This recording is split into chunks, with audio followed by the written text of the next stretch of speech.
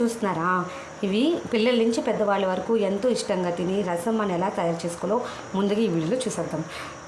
కొత్తిమీర, 2 స్పూన్ల జీలకర్ర, 2 స్పూన్లు మిరియాలు, 6-7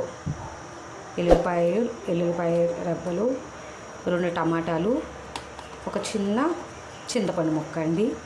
ఇవేం చేస్తారని మీరు అనుకుంటున్నారా? ఇవన్నీ మనం గ్రైండ్ చేసేద్దాము. Let's go start. మిక్సీ జార్లు వేసుకొని ఇవన్నీ మనం గ్రైండ్ చేసుకోవాలండి.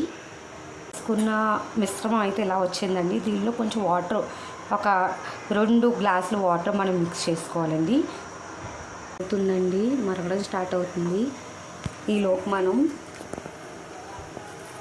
ఎల్లుల్లిపాయ ఇలాగా దంచి పెట్టుకోవాలండి.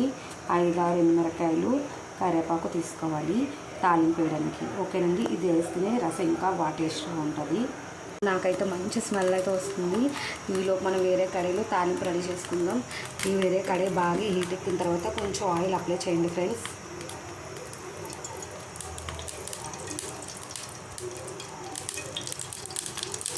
ఆయిల్ కొంచెం వేసుకోవాలి ఫ్రెండ్స్. మరి ఆయిల్ ఎక్కువ వేసుకున్నా అది పైకి ఆయిల్ తేలిపోతుంది రసంలోని.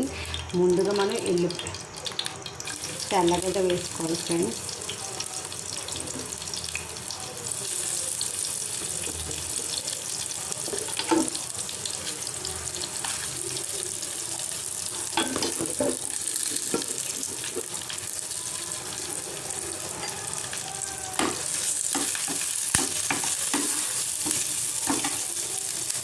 రసంలో యాడ్ చేద్దాం ఫ్రెండ్స్. చూసారా, మంచి వాసన అయితే వస్తుంది. ఈరోజు అయితే మా పక్కింటి వాళ్ళు కూడా రసం కోసం వచ్చేస్తారేమో. ఎంత బాగా పెట్టారు.